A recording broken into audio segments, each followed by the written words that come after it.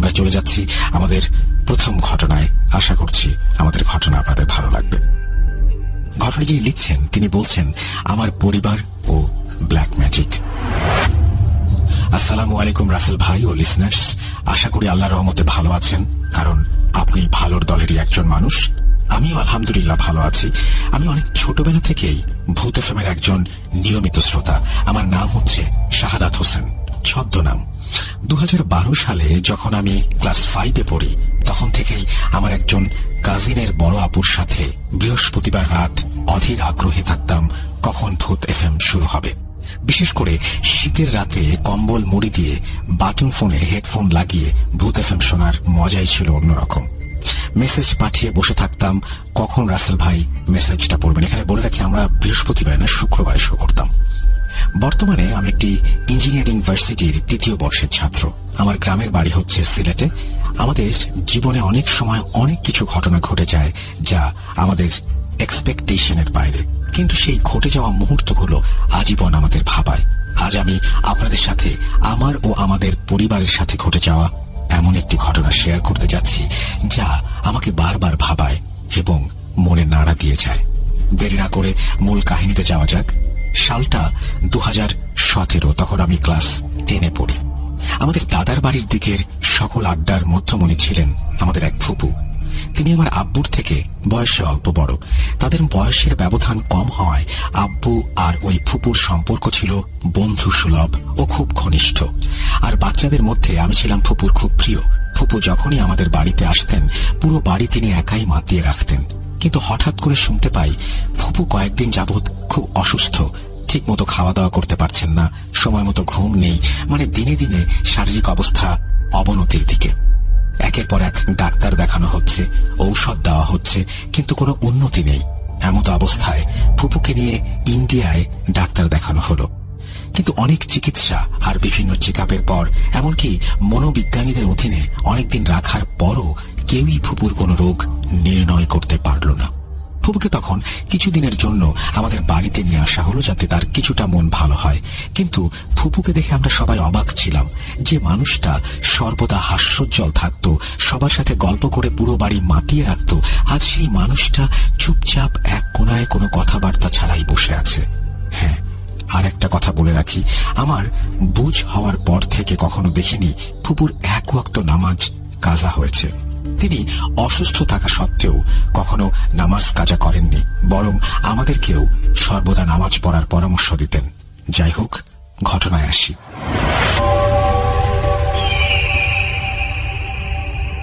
তো ফুপুর এমনই অবস্থা দেখে আমরা সবাই মিলে চেষ্টা করি ফুপুকে গল্পে বা আড্ডায় মাতিয়ে রাখার, কিন্তু ফুপু এসব কিছুতে রেসপন্স না করে চুপচাপ বসে থাকতেন। এই অবস্থা দেখে একসময় পরিবারের মুরব্বীদের পরামর্শে ফুপুকে আমাদের সিলেটেরই জনপ্রিয় এক হুজুরের কাছে নিয়ে যাওয়া হয়। হুজুর সব দিক বিবেচনা করে ও ফুপুর সাথে কথাবার্তা বলে জানান যে ফুপুকে কেউ ব্ল্যাক ম্যাজিক করেছে। এটা শোনার পর সবাই একটু অবাক হই, কারণ ফুপু এমন একজন মানুষ যার সাথে হাসি মুখে চলাফেরা ছিল সবার। তারপর ফুপুর থেকে ব্ল্যাক ম্যাজিক সরানোর জন্য হুজুরের পরামর্শে একদিন বাসায় হুজুর সহ ফুপা, আব্বু আরো কয়েকজন উপস্থিত হলেন।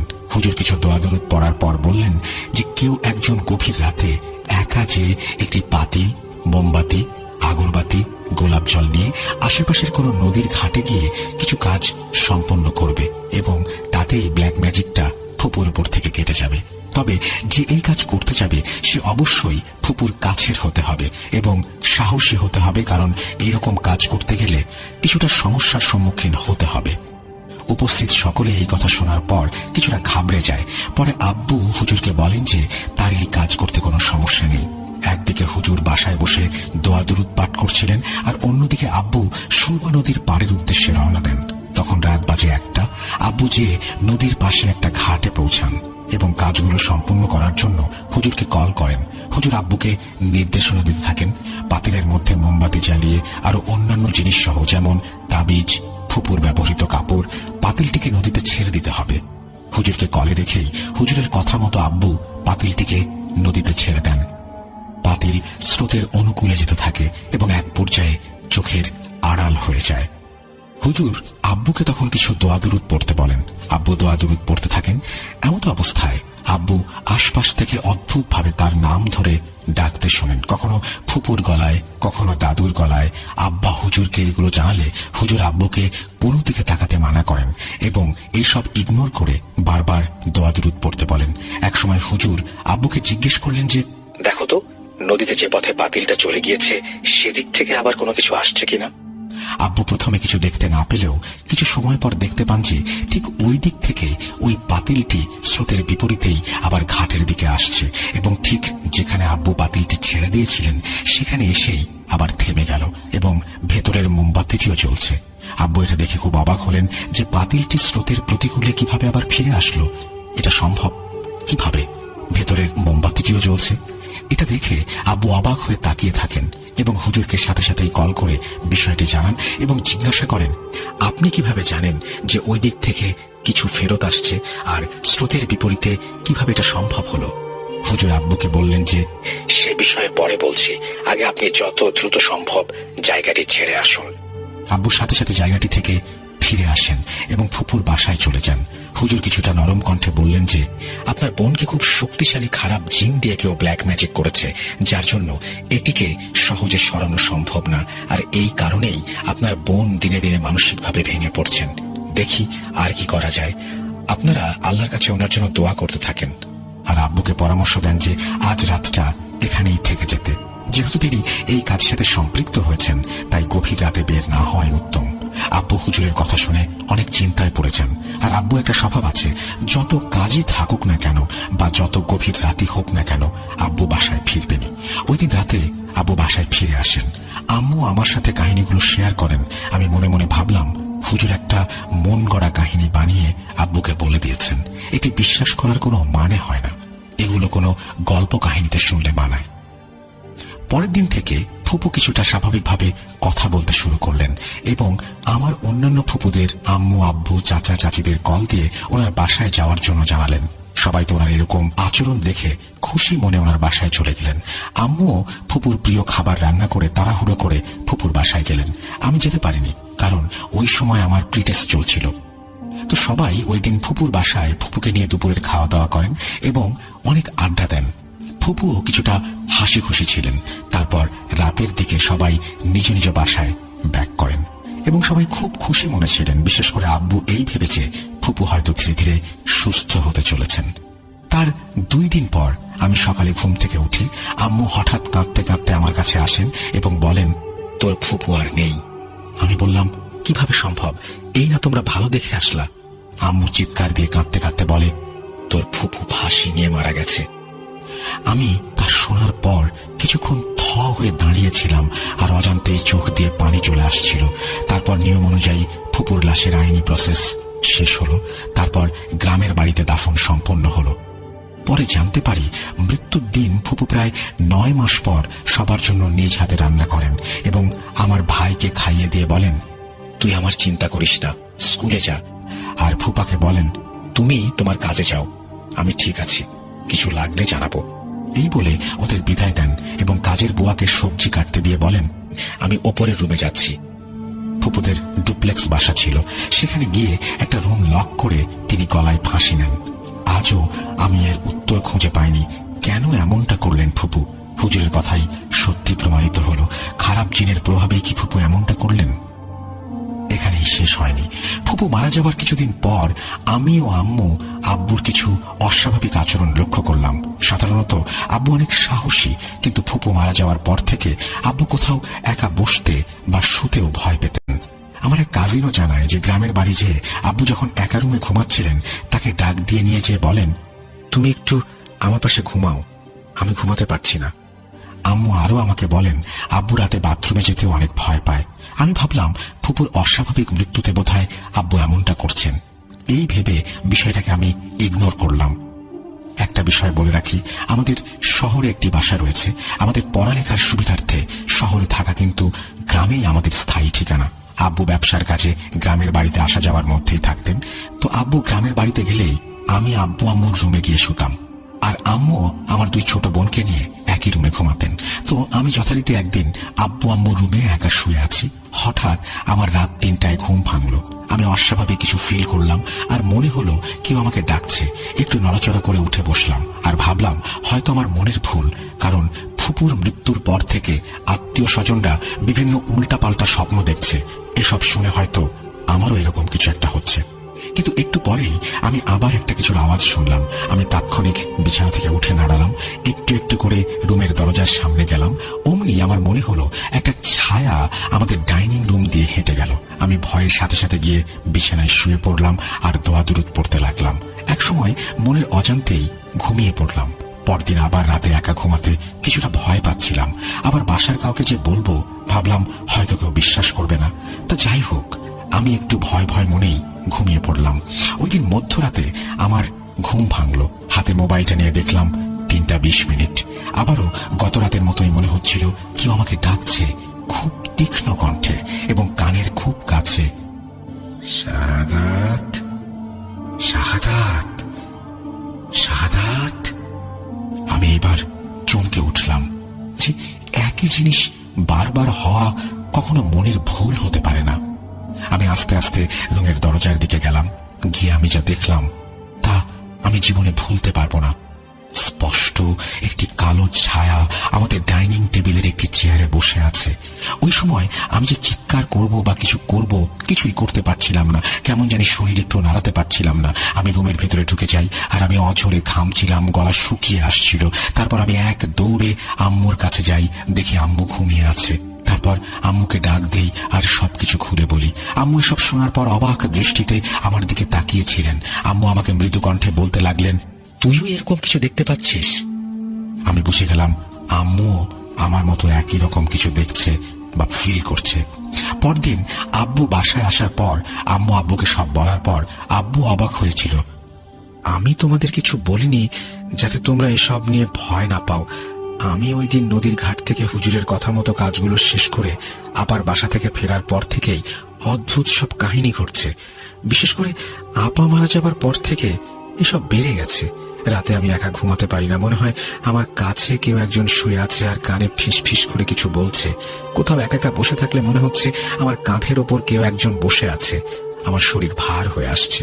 যখনই আমি বাথরুমে যেতাম মনে হতো কেউ একজন আমার পেছনে দাঁড়িয়ে আমার নাম ধরে ডাকছে আর কিছু বলার চেষ্টা করছে। এসব কিছুর পর আমরা বুঝতে পারলাম যে বাসায় খারাপ কিছুর আবির্ভাব ঘটেছে। তাই দেরি না করে আব্বু ওই হুজুরকে নিয়ে আসলেন। হুজুর সবকিছু শোনার পর বললেন যে ফুপুর সাথে থাকা সেই খারাপ জিন বা তার কোনো সাথী আব্বুর সাথে আছে। ওই দিন আব্বু নদীর ঘাটে গিয়ে ওই কাজগুলো করায় ওইখান থেকেই আব্বুকে প্রভাবিত করতে চাচ্ছে। হুজুর আরো বলেন এই জিনগুলো খুবই খারাপ এবং শক্তিশালী। তারা কানের কাছে বিভিন্ন শব্দ করে সব সময় এবং অন্য মনস্ক রাখতে চায়। দুনিয়ার মোহ মায়া ত্যাগ করার জন্য কানের কাছে বিভিন্ন কথা বলতে থাকে। ফুপুর সাথে এই জিনগুলো এগুলোই করত। এমনকি ফুপুকে এইটা ফিল করাতো যে আশেপাশে এখনো পর্যন্ত যত খারাপ কিছু হয়েছে বা তার আশেপাশে মানুষের সাথে খারাপ যাই হচ্ছে তার জন্য দায়ী উনি। এক পর্যায়ে তিনি এসব মানসিক চাপ সহ্য করতে না পেরে আত্মহত্যার পথ বেছে নেন। এসব শোনার পর আমি এখন বিশ্বাস না করে আর থাকতে পারলাম না। কারণ ওই দিন রাতে যখন আমি শুনতে পাই আমার নাম ধরে কেউ ডাকছে, মনে হচ্ছিল খুব কাছের কেউ আমাকে খুব বিরহ ভরা কণ্ঠে ডাকছে আর খুব তীক্ষ্ণ কণ্ঠ আমার কানে আসছিল। মনে হচ্ছিল আশেপাশের কিছুই ভালো লাগছে না। তারপর ওই দিন রাতে হুজুর আমাদের বাসাতেই থেকে গেলেন। যেহেতু ওনার সাথে আমাদের পারিবারিক সম্পর্ক, তাই তিনি নিজ থেকে বললেন এইভাবে চলতে থাকলে একে একে সবকিছু নষ্ট করে ফেলবে। তাই তিনি আমাদের বাসায় থেকে রাত্রি যাপন করেন এবং জিকির আজকার করেন এবং আব্বু সহ আমাদের সবাইকে কিছু দোয়া দুরুদ লিখে দিয়ে যান, যেগুলো নিয়মিত পাঠ করতে বলেন এবং আব্বুকে একটি তাবিজ পরিয়ে দিয়ে যান। তারপর থেকে আমাদের বাসায় এরকম কিছু ঘটতে দেখা যায়নি। এই ছিল রাসেল ভাই আমার এবং আমার পরিবারের সাথে ঘটে যাওয়া একটি হৃদয় বিদারক ঘটনা। ওই সময়ের পর থেকে আমি বুঝতে পারি ব্ল্যাক ম্যাজিক জিনিসটা কত ভয়ানক। আল্লাহর কাছে প্রার্থনা করি যেন আর কারোর সাথে এমনটা না হয়। আর যারা সব কাজের সাথে লিপ্ত থাকে তাদের আল্লাহ হেদায়েত দান করুন। আমার জন্য দোয়া রাখবেন আপনারা। আর লিসেনাররা, আপনারা যদি ইন্টারেস্টেড থাকেন তাহলে এই কাহিনীর সাথে সম্পৃক্ত আরেকটি ঘটনা আপনাদের সাথে শেয়ার করব। আরেকদিন ইনশাল্লাহ। সুস্থ থাকবেন। আজকের যে ঘটনাটি আমি বলবো তা আমি আমার হাজবেন্ডের কাছে শুনেছি। উনি এক কাকুর কাছ থেকে ঘটনাটি শুনেছিলেন। আজকের ঘটনায় সকল নাম, স্থান সবকিছুই ছদ্মনাম ব্যবহৃত হবে এবং আমার নাম গোপন রেখে ঘটনাটি পড়ে শোনালে আমি খুশি হব। আমি স্টুডিওতে আসতে চাই না, চাই ঘটনাটি পড়ুন এবং ঘটনাটি আরো বেশি জীবন্ত হয়ে উঠুক। ঘটনাটি যার সাথে ঘটেছিল ওনার নাম আব্দুল মিয়া, ছদ্মনাম। উনি ওনার কর্মজীবনের প্রথম দিকে একজন স্কুল দপ্তরি তথা নৈশ প্রহরী ছিলেন। উনি স্কুলে দিনের কাজ মিটিয়ে রাতে ওই স্কুলই পাহারা দিতেন। উনি তখন অবিবাহিত ছিলেন এবং ছেলেবেলায় মা বাবাকে হারিয়েছিলেন বলে আত্মীয়দের বাড়িতে শৈশব কৈশোর কাটিয়েছেন। নিজস্ব পৈতৃক সম্পত্তি বা ভিটা তেমন কিছু না থাকায় এবং কিছুটা চালচুলোহীন অবস্থা হওয়ায় রাতের বেলায় স্কুলের ভেতর এক রুমে ওনার থাকার ব্যবস্থা ছিল। এলাকার অনেকে বলেন ওই স্কুলটি ব্রিটিশ আমলের তৈরি এক পুরাতন স্থাপত্য, যা পরবর্তীতে স্কুল হিসেবে ব্যবহৃত হতো। উনি যখন চাকরি নেন তখন সময়টা ছিল স্বাধীনতা যুদ্ধের বেশ কয়েক বছর পরের ঘটনা। ছোট্ট করে স্কুলটির একটু বর্ণনা দেই। যেহেতু ব্রিটিশ আমলের স্থাপনা, তাই তৎকালীন লাল রঙা বড় বড় ইটের তৈরি ছিল ভবনটি। 3 তলা বিশিষ্ট একটি ভবন মূল স্কুলের অংশ হিসেবে ব্যবহৃত হতো। সেই ভবনের সাথে লাগোয়া আরেকটি 2 তলা ভবন ছিল, যেখানে স্কুলের সকল অফিসিয়াল কাজ, প্রধান শিক্ষক, সহকারী শিক্ষকদের রুম, স্কুলের প্রয়োজনীয় যাবতীয় সরঞ্জাম রাখার রুম, দারোয়ান তথা দপ্তরি থাকার জন্য রুম ইত্যাদি ছিল। এক কথায় পুরো স্কুলের আকৃতি কিছুটা ইংরেজি এলের মতন ছিল। সামনে ছিল বিশাল খেলার মাঠ এবং আশেপাশে ফাঁকা জায়গাগুলোতে বড় বড় শতবর্ষীয় গাছ ও কিছু ফুল গাছ। এটা ব্রিটিশ আমলে তাদের কাজে ব্যবহৃত হতো। তখন এখানে শুধু ভবনটি ছিল। পরবর্তীতে স্কুলের শোভা বাড়াতে তাকে উপযুক্তভাবে সীমানা করে সজ্জিত করা হয় খেলার মাঠ, ফুল গাছ, সীমানা প্রাচীর ইত্যাদির মাধ্যমে। ব্রিটিশরা উপমহাদেশ ত্যাগের পর অল্প কয়েক বছর ওই ভবনটি ওভাবেই ছিল। ওখানে কেউ যাওয়া আসা করত না। যেহেতু ভবনটি মোটামুটি বড়, তাই পরে তাকে স্কুলের জন্য ব্যবহার করা হয়। প্রথম দিকে এটা প্রাথমিক স্কুল হিসেবে ব্যবহৃত হতো। মূল ঘটনায় যাই। আমাদের দফতরি কাকু আব্দুল মিয়া যখন ওই স্কুলে চাকরি পান তখন স্বাধীনতার বেশ কয়েক বছর পার হয়ে গেছে। বেশ ভালোই কাটছিল ওনার চাকরি জীবন। উনি সকালবেলা স্কুলের যত রকম দপ্তরি কাজ আছে সবকিছু বেশ ভালোভাবেই পালন করতেন। সেই সাথে সময়ে সময়ে ঘন্টা বাজানোর দায়িত্বটাও ওনার উপরেই ছিল। বিকেলবেলা যখন স্কুল শেষ হয়ে যায় তখন উনিও ওনার সকল হাতের কাজ শেষ করে বিশ্রাম করেন এবং সন্ধ্যার পর থেকেই ওনার রাতের দায়িত্ব শুরু হয়। যদিও কাজ বলতে ওই বসে বসে রেডিও শোনেন, মাঝে মাঝে স্কুল চত্বরে একটু ঘুরে বাঁশি বাজানো, টর্চ লাইট দিয়ে বিভিন্ন আনাচে কানাচে খেয়াল রাখা, গাছের ফলগুলো ঠিকঠাক আছে কিনা, স্কুল ভবনের দিকে একটু হেঁটে আসা, এসবই তার কাজ। যেহেতু তিনি তখন একজন তাগড়াই যুবক ছিলেন, গ্রামের ছেলে, সেহেতু তার সাহস একেবারে খারাপ না। এভাবে মাস 2 কেটে যায়। একদিন রাতে উনি যখন চারপাশে টহল দিয়ে এসে নিজের রুমে ঢুকে রেডিওটা চালালেন, হঠাৎ শুনলেন স্কুলের ঘন্টাটি বাজছে। উনি ভাবলেন হয়তো ওনার শুনতে ভুল হয়েছে। সারাদিন ঘন্টা তো উনিই বাজান, ফাঁকা জায়গা, এরকম ভুল হতে পারে। এই ভেবে উনি আবারও রেডিওতে মন দিলেন। কিন্তু কিছুক্ষণ পর শুনলেন ঘন্টাটি আবার বাজছে। এবার উনি রেডিও বন্ধ করে খেয়াল করলেন এবং বুঝলেন যে ওনার কান নয়, ঘন্টা সত্যিই বাজছে। উনি ভাবলেন হয়তো কেউ স্কুল সীমানায় ঢুকেছে। যদিও রাতের বেলা, তবুও সন্দেহ করলেন গ্রামে এরকম দোষী ছেলে পেলে থাকতেই পারে। উনি উঠে গেলেন ঘন্টার দিকে। বলে রাখি, মূল স্কুল ভবনের সাথে লাগোয়া অফিস ভবনের এক কোনায় ওনার ছোট্ট ঘরটি এবং প্রায় 3-4টি রুম পার হয়ে ঘন্টা রাখার জন্য একটা কর্নার রয়েছে। সেখানে ঘন্টা টাঙানো এবং একটা ছোট্ট টেবিলের ওপর হাতুড়ি থাকে। উনি গেলেন এবং দেখলেন কোথাও কেউ নেই। এমনকি ঘন্টাও ঘন্টার জায়গাতেই আছে, একটুও নড়ছে না। উনি ওখানে দাঁড়িয়ে ভাবলেন কেউ যদি ঘন্টা বাজাবেই, তবে ঘন্টা এখনো নড়তে থাকার কথা। উনি ভয় না পেলেও একটু অবাক তো অবশ্যই হলেন। উনি আশেপাশে লাইট মারলেন, কাউকে দেখতে না পেয়ে নিজের রুমে চলে আসলেন। ঘরে ফিরে উনি দরজা লাগাতেই ঘন্টা আবারও বাজতে শুরু করলো। এবার আগের থেকেও জোরে এবং দ্রুত। আগে একটা ঘন্টা থেকে অন্য ঘন্টার মধ্যে কিছুটা সময়ের বিরতি থাকলেও এবার আর তেমন নয়। কেউ যেন একাধারে বাজিয়েই চলেছে। এবার তিনি খুব দ্রুত পায়ে একটু দৌড়েই সেখানে গেলেন। গিয়ে যা দেখলেন তাতে এক সুস্থ মানুষের হতভম্ব হওয়ার দশা। উনি যেতেই শব্দ বন্ধ হয়ে গেল এবং দেখলেন কোথাও কেউ নেই এবং ঘন্টাটি স্থির। ঘন্টার হাতুড়িও তার জায়গাতেই রয়েছে। এবার সাহসে আব্দুল মিয়া কিছুটা ভয় পেলেন। উনি দৌড়ে ওনার রুমে ফিরে দরজা বন্ধ করলেন এবং ভাবতে লাগলেন, কিন্তু হিসাব মিলাতে পারলেন না, কারণ কোথাও কেউ নেই, ঘন্টা স্থির, অথচ তা বাজছে। উনি বিছানায় শুয়ে কিভাবে এমন সম্ভব, কে হতে পারে, এইসব 7-5 ভাবতে ভাবতেই ঘুমিয়ে গেলেন। বলে রাখা ভালো, তখন ঘড়িতে সময় 3টা। উনি অন্যদিন এরও কিছু পরে ঘুমান। পরদিন সকালে উনি ওনার যাবতীয় স্কুলের কাজ করলেন, কাউকে কিছু বললেন না। ওনার নতুন চাকরি, পাছে কেউ কিছু বলে, তাই চুপ করে থাকাই শ্রেয় মনে করলেন। সেদিন রাতে আবারও উনি অন্যদিনের মতো যথারীতি পাহারা দিচ্ছেন। ঘড়িতে যখনই সময় রাত 2:30, ঘন্টা বেজে উঠল। উনি তখন মাঠের দিকে ছিলেন। উনি আঁতকে উঠলেন। উনি ভাবতে লাগলেন, আমি তো আজ সীমানা প্রাচীরের দিকেই আছি। কেউ যদি স্কুলে ঢুকেই থাকে তবে আমাকে এড়িয়ে গেল কি করে, আর ঘন্টা বাজিয়ে সে লুকাবে কোথায়? সব ঘর তো তালা দেয়া, কি হচ্ছে এসব? এসব ভাবছেন আর ভবনের দিকে এগোচ্ছেন। এদিকে বিরতি দিয়ে দিয়ে বাঁচতে থাকা ঘন্টাটি আব্দুল মিয়ার স্কুল ভবনের দিক থেকে পা বাড়ানোর সাথে সাথেই হঠাৎ করে অনবরত বাজতে শুরু করল। ওনার মনে হচ্ছিল যেন গায়ের সমস্ত শক্তি দিয়ে কেউ ঘন্টা বাজিয়ে যাচ্ছে। ওনার কান যেন সে শব্দে যন্ত্রণা করতে শুরু করেছে। উনি যেই মুহূর্তে ভবনের সিঁড়িতে পা রাখলেন, ঘন্টা বাজা বন্ধ হয়ে গেল। উনি ঘন্টার কাছে গেলেন এবং দেখলেন ঘন্টা ঠিক গতদিনের মতো স্থির। কিন্তু আজ উনি অনুভব করলেন ওখানে যেতেই ওনার শরীর যেন খুব ভারী হয়ে এসেছে। উনি যেন নড়তে পারছেন না।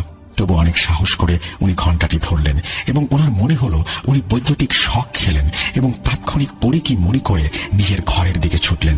নিজের ঘরে ঢুকেই দরজা বন্ধ করে যত দোয়া দুরুদ জানতেন সব পড়লেন। ওই রাতের মতো আর একবারও কোনো শব্দ হলো না। কিন্তু দপ্তরি কাকু ভয় তো পেলেনই, সেই সাথে উনি কি করবেন তাও ভাবতে লাগলেন। উনি কাকে বলবেন এসব কথা? তার কথা কেউ বিশ্বাস করবে কিনা? এরকম তীব্র শব্দ আর কেউ পাচ্ছে কিনা? ভূত প্রেতের কথা বললে সবাই তাকে নিয়ে ঠাট্টা করবে এবং পাগল বলবে কিনা? এসব নানা প্রশ্ন তার মাথায় আসতে লাগলো। একই সঙ্গে পাগল ভেবে তার চাকরিটাও চলে যেতে পারে এবং মাথা গোঁজার ঠাঁইটাও হারাতে হতে পারে। এই ভয়টা যেন তাকে সবচেয়ে বেশি পেয়ে বসেছিল সেদিন রাতে। ভয়ে তটস্থ হয়ে সেই রাতটা এই সমস্ত চিন্তার মধ্যে দিয়েই জেগে পার করে দেন। সকালবেলা মালি জব্বার আলীকে সাহস করে এসব ঘটনা বলবেন বলে ঠিক করলেও আব্দুল মিয়া বলতে পারলেন না। উনি ভাবলেন এরকম কিছু বললে হয়তো কেউ আর ভয়ে সাহায্য করতে চাইবে না। তাই আব্দুল মিয়া তার থেকে বয়সে 4-5 বছরের বড় জব্বার ভাইকে সেদিন রাতে তার সাথে রাতের খাবার খেতে এবং রাতে গল্পগুজব করার জন্য দাওয়াত দিলেন। জব্বার ভাইও রাজি হয়ে গেলেন। জব্বার আলী সেদিন রাতে তার সাথে খেল। দুজনের জীবনের সুখ দুঃখের গল্প করতে করতে হঠাৎ যখন ঘড়িতে 2:30, তখনই সেই ঘন্টার আওয়াজ আসলো। আব্দুল মিয়া কিছু বলার আগেই জব্বার আলী বলে উঠলেন, ঘন্টা কে বাজালো? আব্দুল মিয়া তার দিকে তাকিয়ে যেন এক স্বস্তির নিঃশ্বাস ফেললেন, এই ভেবে যে এবার তিনি তার দম আটকে আসা এই আতঙ্কের কথা বিশ্বাস করানোর একজন লোক পেলেন। পরক্ষণে আবারও জব্বার মিয়া বলে উঠলেন, এত রাতে কে ঘন্টা বাজায়? তখন আব্দুল বিগত 2 রাতে তার সাথে ঘটে যাওয়া ঘটনা সব জব্বারকে খুলে বলতে লাগলেন। যখন ঘটনাগুলো আব্দুল বয়ান করছিলেন, ঘন্টাতে যে বাড়িগুলো পড়ছিল তা যেন কেউ রাগান্বিত হয়ে সমস্ত দুনিয়া কাঁপিয়ে বাজাচ্ছিল। বহু কষ্টে আব্দুল মিয়া তার সমস্যাগুলো জব্বারকে বলে শেষ করতেই জব্বার বলল, আজ আমি দেখব কার এত জোর। সে খুব সাহস নিয়েই ঘন্টার কাছে গেল এবং দেখল মিনিট কয়েক আগে এত জোরে নড়ছে ঘন্টাটা। এসব দেখে জব্বার মনে মনে ভয় পেলেও সে ঘন্টাটি ধরতে গেল আর ঘন্টা ধরার সাথে সাথেই চিৎকার দিয়ে মাটিতে পড়ে গেল। জব্বারের চিৎকারে আব্দুল ছুটে গেল। ততক্ষণে ঘন্টা বাজা বন্ধ হয়ে গেছে আর ওই রাতের মতো ঘন্টা কোনো প্রকার শব্দ করল না। জব্বার সেই রাতে ঘোরের মধ্যে পার করে দিল। পরদিন সকালে যখন সুস্থ বোধ করল, তখন সে আব্দুলকে নিয়ে কিছুটা দূরে এক মসজিদে মুয়াজ্জিনের কাছে গেল। সব কথা শুনে মুয়াজ্জিন সেদিন রাতে তাদের সাথে থাকতে রাজি হলেন। কিন্তু একইভাবে সেদিন রাতে তারা 3 জন অপেক্ষা করতে লাগলেন ঘড়িতে 2:30 বাজার জন্য। অথচ অদ্ভুতভাবে তারা 3 জনের কেউই ঘন্টা কেন একটা পিন পতনের শব্দও শুনলেন না। হুজুর যেহেতু ঘটনার সাক্ষী নন, তাই ভয়াবহতার মাত্রা বুঝতে পারলেন না ঠিকই, তবে জব্বার আর আব্দুলের মুখ থেকে যে বর্ণনা শুনেছেন তার উপর ভিত্তি করে মালি আর দপ্তরির সাথে কিছুটা অবাক না হয়ে পারলেন না। সেদিন ভোরে হুজুর চলে আসলেন এবং পরামর্শ দিলেন যে রাতের বেলা আপাতত বেশি বের হওয়ার দরকার নেই। আর রাতে দোয়া দুরুদ পড়ে নিজের ঘরেই থাকতে বললেন। ওই দিন আব্দুল মিয়া রাতে খাওয়ার পরে নিজের ঘরে অবস্থান করছিলেন, কোনোভাবেই বের হলেন না। হুজুরের পরামর্শ মতো দোয়া দুরুদ পড়ে শুয়ে পড়লেন। সেই নির্দিষ্ট টাইমে ওই দিন ঘন্টা বাজতে শুরু করলো এবং মনে হতে লাগলো ঘন্টা যদি কেউ হাঁটতে হাঁটতে এবং একটা নির্দিষ্ট সময় বিরতি দিয়ে বাজায় তাহলে যেমন শব্দ হবে ওই রকম ভাবেই বাজছে ঘন্টাটা। ঘন্টাটা বাজতে বাজতে ঠিক রুমের কাছে এসে থেমে গেল। আবারও দরজায় কড়াঘাত শোনা গেল।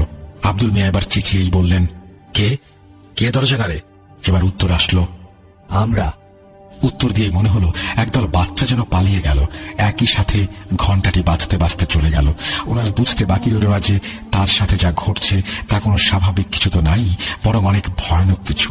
ওনার সাহস বহু আগেই শূন্যের কোটায় পৌঁছে গিয়েছে। এবার যেন ওনার পায়ের নিচ থেকে মাটি সরে গেল। উনি কি করবেন কিছুতেই বুঝতে পারলেন না।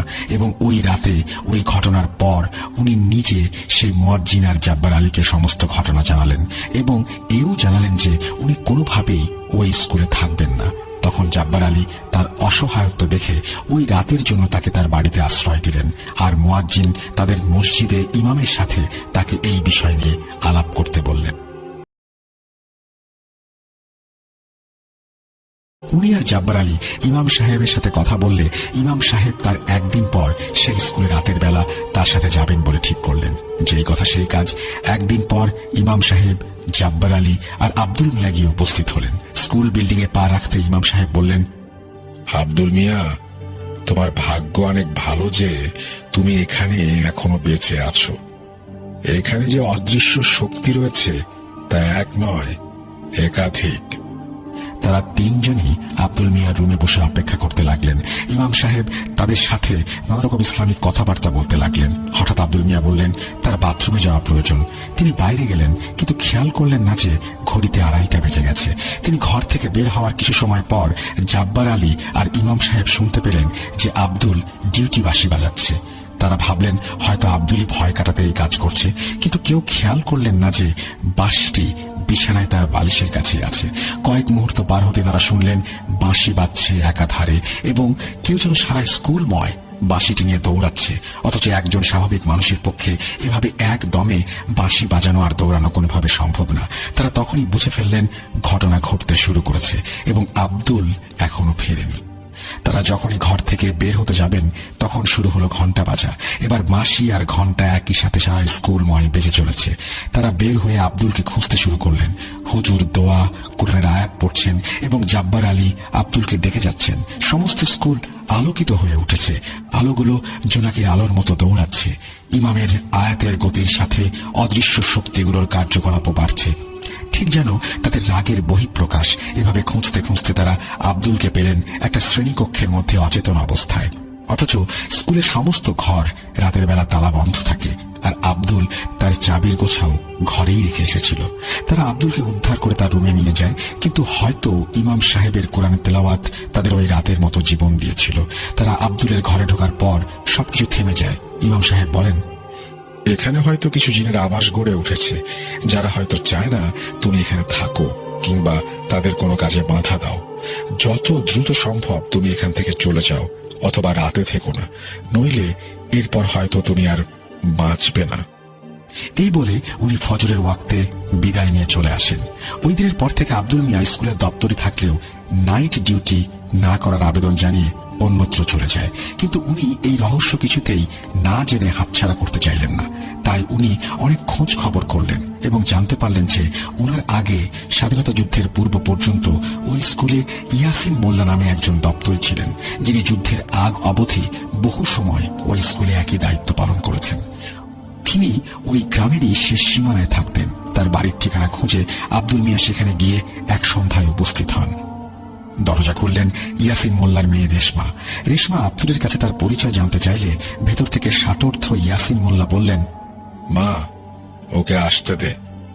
আব্দুল মিয়া ভেতরে গিয়ে ঘটনা খুলে বলতে শুরু করতে ইয়াসিন মোল্লা বললেন, আমি জানি তুমি কেন এসেছো। আমি ওই স্কুলের শুরু থেকে এখনো কাজ করছি, তোমারই মতো। তুমি যা যা দেখেছো আমি তা দেখিনি, কিন্তু তুমি যা শুনেছো আমিও তা শুনেছি। কিন্তু কোনোদিন দেখতে যায়নি ওরা কে বা কারা কেন এমন করছে, না কোনোদিন ভয় পেয়ে ওদের থামাতে চেয়েছি। ওরা কখনো আমাকে কোনো ক্ষতি করেনি, বরং যুদ্ধের আগ অবধি আমি যতদিন চাকরি করেছি ওরা আমাকে সাহায্য করেছে। বলতে গেলে খুব অল্প বয়সেই আমার চোখে ছানি পড়েছিল। স্কুল কর্তৃপক্ষ জানলে হয়তো আমার চাকরি চলে যেত এবং অভাবের সংসারে ছেলে মেয়ে বউ নিয়ে হয়তো ভিক্ষে করতে হতো। শেষ কয়েকটা বছরে আমার চোখ যা দেখেনি ওরা তা দেখেছে। ভাবতে পারো আমি ওদের কেন ভয় পাইনি? আমার দাদা একজন কবিরাজ ছিলেন, তাই আমি খারাপ জিন ভালো জিনদের কথা একটু হলেও জেনেছি দাদার মুখে। তাই আমি ওদের পথে বাধা হইনি।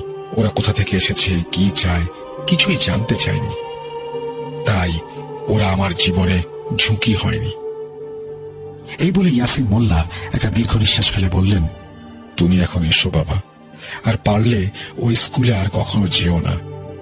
তুমি ওদের রাগিয়েছ, ওরা আজ হোক কাল হোক তোমার ক্ষতি করলে করতেও পারে। এই কথা শুনে আব্দুল মিয়াও বাড়িতে চলে আসলেন। উনি পরবর্তীতে ওই স্কুলের চাকরিটা ছেড়ে দেন। এই ছিল আমার ঘটনা। জানি না বিশ্বাস হবে কিনা, তবে অলৌকিক ঘটনাগুলো এমনই হয়ে থাকে। যার সাথে হয় শুধু সেই বোঝে। ভালো লাগলে সবাইকে আসসালামু আলাইকুম রাসেল ভাই, কেমন আছেন জানতে চাইলাম না। জানি আপনি সবসময় ভালোর দলেই থাকেন। আমি এবার এইচএসসি পরীক্ষার্থী। লিখছিলাম রাজশাহী বিভাগের সিরাজগঞ্জ জেলার উল্লাপাড়া থানা থেকে। আর কথা না বাড়িয়ে ঘটনায় চলে যাই। ঘটনাটি আমার নিজের খালাতো ভাই, খালাতো বোন আর খালুর সাথে।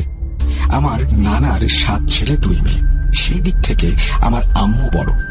আমার বড় খালাম্মার বিয়ে হয় আমাদের পাশে তালাশ উপজেলার নাথসোদপুর গ্রামে। আমার খালাম্মার স্বামী বা আমার খালু মিয়া ছিলেন একজন হাফেজ। তিনি তাদের গ্রামের পাশের একটা মাদ্রাসার শিক্ষক ছিলেন। মানুষ হিসেবে তার জুড়ি মেলা ভার, যেমন লম্বা তেমন শারীরিক গঠন, মুখে দাড়ি, সব মিলিয়ে অসাধারণ ব্যক্তিত্বের অধিকারী। আমার খালাম্মার 1 ছেলে 1 মেয়ে। সেই দিক থেকে খালাম্মা খালু খুব খুশি ছিলেন। আমার খালাতো বোনের নাম ছিল আনিকা, আর খালাতো ভাইয়ের নাম হলো নাফিউল, আর খালুর নাম হলো মোহাম্মদ আলতাফ হোসেন। আজ থেকে 5 বছর আগে হঠাৎ একদিন আমার সেই খালাম্মার জীবনে নেমে আসে এক ভয়াল ঝড়। একটা কথা বলে রাখা ভালো, খালাম্মার শ্বশুর বাড়ি বিল এলাকায় হওয়ার জন্য তারা মাঝে মাঝে মাছ ধরতে যেত জালি হাতে। আর এই মাছ ধরাকে কেন্দ্র করেই ঘটনার সূত্রপাত।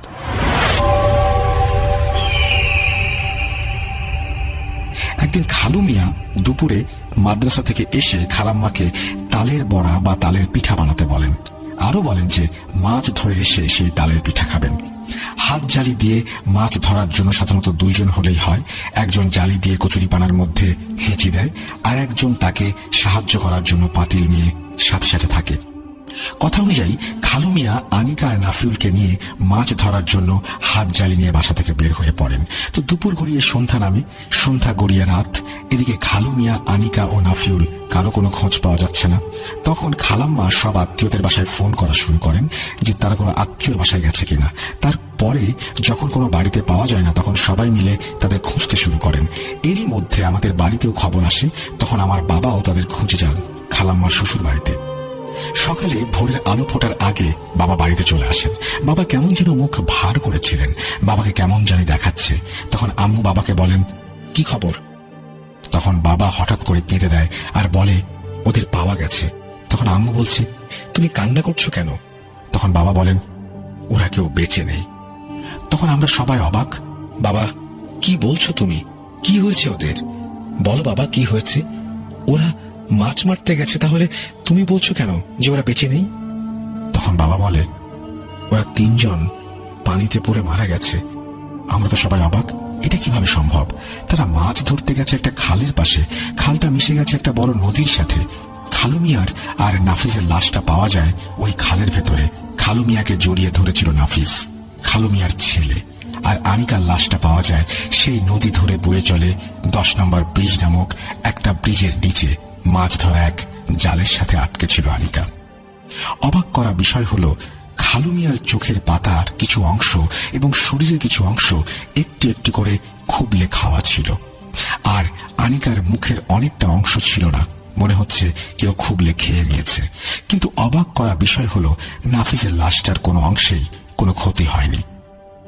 আজও তাদের মৃত্যু একটা রহস্য। যারা নদী বা বিল এলাকার মানুষ তারা কিভাবে সাঁতার জানতে পারে না, আর পানিতে পড়লে হয়তো একজন বা দুজন মারা যাবে, কিন্তু 3 জন ব্যক্তি একই সাথে কিভাবে মারা যায়? বাবা ছেলের লাশটা এক জায়গায় থাকলেও মেয়ের লাশ কেন দূরে ভেসে গেল? আর পরে অবাক করা বিষয় হলো তাদের শরীরের অংশগুলো খুবলে খেয়েছে কে? তারপরে সকালবেলা তাদের লাশ নিয়ে এসে সেই গ্রামে কবরস্থানে দাফন করা হয়। তারপর আমার খালাম্মা অনেক দিন কোনো কথা বলতে পারেননি। এখন পারেন ঘটনা। আমরা চলে যাব আমাদের পরবর্তী ঘটনায়। হ্যালো, আসসালামু আলাইকুম রাসেল ভাই। আশা করি আপনি ভালো আছেন, কারণ সবসময় আপনি ভালো ধরে থাকেন। তো আমি আপনার একজন পুরনো লিসেনার। আমি আপনাকে 2016 সাল থেকে শুনি আপনার সমস্ত প্রোগ্রামগুলো। তো আমি লাইভ শুনতে পারি না, আপনার প্রোগ্রাম ডাউনলোড করে শুনি, কারণ আমরা অত্যন্ত গ্রাম অঞ্চল থেকে শুনি আপনাকে। সেজন্য এত রাত পর্যন্ত জাগার ক্ষমতা আমাদের নেই। তো এত কথা না বলি, আমি সরাসরি ঘটনায় চলে যাই। এই ঘটনাটি আমার সাথে ঘটা, তো আমি ঘটনায় চলে যাচ্ছি। এই লিচু গাছে উঠবি, দেখ কত লিচু, বলছেন আমার স্বাস্থ্য ভাই। তখন আমি আমার স্বাস্থ্য ভাই সহকারে লিচু গাছে উঠেছি। উঠে লিচু খাওয়া শুরু করেছি। কয়েকটি লিচু খাওয়ার পরে হঠাৎ আমার চোখ নিচের দিকে চলে গেল। নিচের দিকে যে দেখি একজন প্রতিবন্ধী।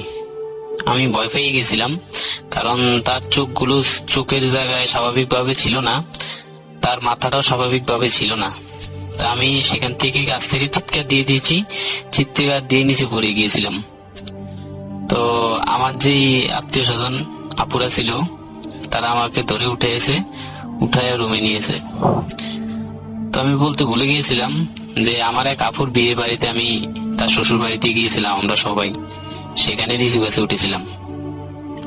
তো তারপরে আমরা অনেকক্ষণ আমি বিশ্রাম নিই। বিশ্রাম নেওয়ার পরে দেখি কিছুটা আমার থেকে স্বাভাবিক লাগে। তো আমি সেখান থেকে উঠে দেখি আমার ভাইয়েরা, চাচাতো ভাইরা ডাব পারে, নারিকেল গাছে উঠে ডাব পারে। আমাদের এখানে একটা রীতি হলো যে বিয়ে বাড়িতে যারাই যাবে, নারিকেল গাছ থাকলে সেই বাড়িতে নারিকেল খেয়ে নিবে সব। তো যথারীতি সেটাই হচ্ছিল। আমরা ডাব খেয়েছি সব গাছের।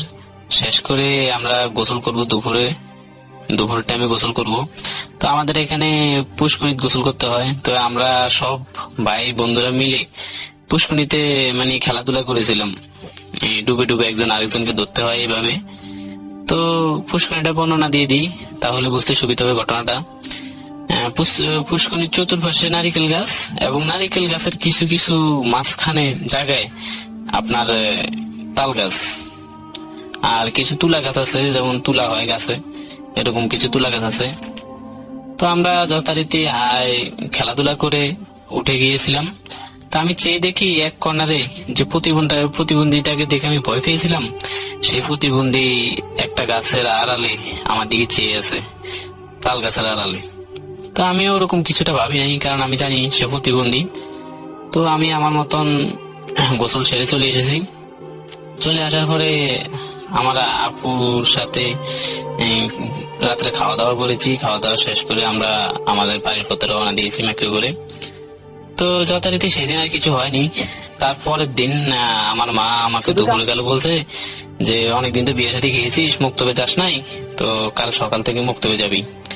তা আমি একটু মুক্তব কামাই করতাম, সেজন্য আমার মা একটু ধমকি দিয়ে বললো যে কালকে সকালে তোকে মুক্তবে যেতে হবে। তো আমি বলেছি ঠিক আছে মা, আমি যাব। তো যথারীতি সন্ধ্যা হলো। সন্ধ্যার পরে আমরা সবাই ঘুমিয়ে গিয়েছিলাম। আমরা তো আগে বলেছি আমাদের এখানে 8টা বাজলেই সবাই ঘুমিয়ে যায়। তো যথারীতি আমরা 7টা বা 8টার দিকে ঘুমিয়ে গিয়েছিলাম। ঘুমানোর পরে রাতের 12টার দিকে হঠাৎ করে দেখি যে কিছু ছাগল চিৎকার করছে। তো আমরা যথারীতি ভাবলাম যে এত রাত্রে ছাগল এলো কোথা থেকে, না জানি কার ছাগল ছুটে গেছে ঘর থেকে বা ঘর থেকে যে ঘরে বাঁধা হয়। তো আমরা যথারীতি বাহিরে আমি, আমার আব্বু এবং মা 3 জনে জেগে গিয়েছিলাম। তো জেগে আমরা দেখি যে 5টা ছাগল, 5টা না 4টা ছাগল একটা বড় আর 3টে ছোট, কালো, একেবারে কালো। তো এই কালো ছাগলগুলো দেখি আমাদের দিকে তাকিয়ে আছে, বিশেষ করে আমার দিকে। আমার মনে হচ্ছে যে এই ছাগলগুলো আমার দিকেই তাকিয়ে আছে। তো আমার বাবা ছাগলগুলোকে তাড়িয়ে দিয়েছে। তাড়িয়ে দেওয়ার পরে দেখি ছাগলগুলো যাচ্ছে না। তো আমার আব্বু এক প্রকার লাইট নিয়ে ছাগলগুলোকে লাঠি দিয়ে তাড়িয়ে দিয়েছে। তাড়িয়ে দেওয়ার পরে আর স্বাভাবিক আর কিছু হয় নাই। তারপরে আমাকে সকালে ঘুম থেকে জাগাতে চেয়েছে আমার আব্বু উঠে গেছে মুক্ত হয়ে যাওয়ার জন্য।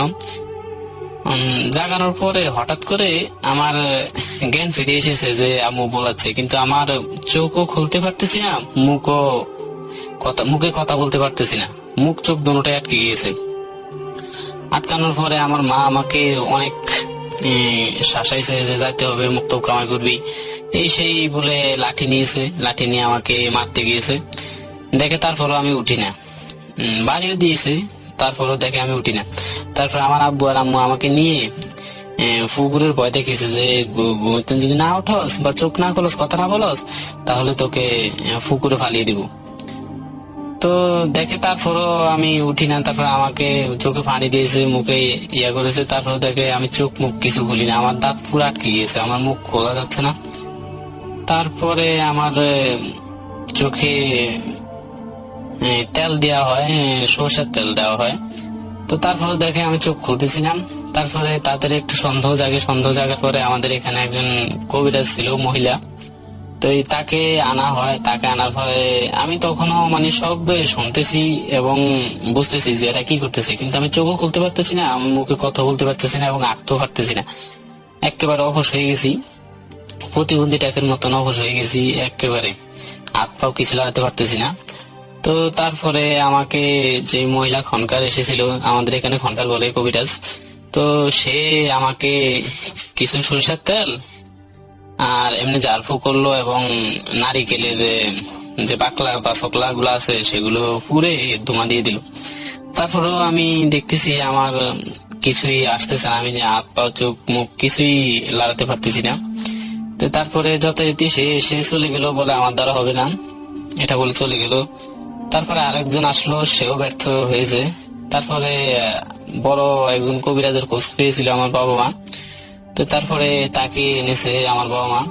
আনার পরে দেখি সে আসার পরে আমার হাত পা আমি লাগাতে পারতেছি এবং কথা বলতে পারতেছি না, চোখও খুলতে পারতেছি না, কিন্তু আমার হাত পাও লড়তেছে আঙ্গুলগুলো। তখন সে কিছুটা পরে আমার যেই কেউ আঙ্গুল বা কোনে আঙ্গুল বলা হয়, সেই আঙ্গুলটা একটা হাড্ডি দিয়ে, কিসের হাড্ডি আমি জানি না, তবে হাড্ডি দিয়ে আমাকে চেপে ধরলো। চেপে ধরার সাথে সাথে আমার কান্না এসে পড়েছে, আমি কান্না করেছি এবং চোখও আমার খুলে গেছে। তো অনেকক্ষণ পর্যন্ত আমাকে এভাবে চেপে ধরে আমার কিছু সূরা কালাম পড়েছে হয়তো। তো তারপরে দেখি আমি স্বাভাবিক, ইনশাআল্লাহ সুস্থ হয়ে গেছি। তো তারপরে এগুলা করার পরে অনেকক্ষণ পর্যন্ত রিচুয়াল করেছে। ওরকম হয় নাই যে ভূত এসে আমাকে বলেছে যে আমি শরীর থেকে যাব না, ওরকম করবো না, এরকম করবো না, সেরকম কিছুই হয় নাই। এমনি আমাকে একটা হাড্ডি দিয়ে কেউ আঙ্গুল ধরেছে। তারপর পরে আমার সব সেন্স বা যেটাই বলেন সব ফিরে এসেছে। আমি হাত পা মুখে কথা বলতে পারতেছি এবং কান্না করছি, শুধু কান্না করছি। তারপরে কান্না তো আমার থামছে না। তারপরে আমাকে কিছু দোয়া কালাম পরে ফুটো দেওয়ার পরে তারপরে কান্না থেমে গেছে। তো থেমে যাওয়ার পরে সে বলেছিল যে এর সাথে 4টে জিন ছিল। তো আমাকে দেখে এরা কিছুটা ভয় পেয়েছে। ভয় পাওয়ার পরে এরা যাবে না। তো যাবে না, কি করতে হবে, 7 পুকুরের পানি এবং নদীর পানির ফেনা আনতে হবে, এনে রাতের 12টার দিকে আনতে হবে। তো যথারীতি 7 পুকুরের পানি রাতের 12টা বাজনে গিয়ে নদীর ফেনা নিয়ে এসেছে এবং বলেছে 7 গাছের কাটা 7 গাছের কাটা এনে এই পানিতে দিতে হবে। তো তাই করা হলো। তো দেওয়ার পরে আমাকে সেটি দিয়ে গোসল করানো হলো। গোসল টোসল করানোর পরে আলহামদুলিল্লাহ আমি সুস্থ। তারপরে আমাকে 2টা তাবিজ দিয়েছে, বলেছে যে 2 বছর পর্যন্ত আমার এই তাবিজ পরিধান করতে হবে। তো যথারীতি আমি তাবিজ পরিধান করেছি, কিন্তু আমি 2 বছর পরি নাই, 6 মাস বা 7 মাস তাবিজ গুলো আমার কাছে ছিল, তারপরে হারিয়ে গিয়েছে। তো তারপরে আমার সাথে আর কোনো ঘটনা ঘটে নাই। এই ছিল আমার ঘটনা। আমি নতুন রেকর্ড করে পাঠিয়েছি, আমার কথায় কিছু ভুল ত্রুটি থাকতে পারে, তার জন্য আমি সুন্দর দৃষ্টিতে ক্ষমা চাচ্ছি আপনার কাছে। শামীম চট্টগ্রাম ভোলা।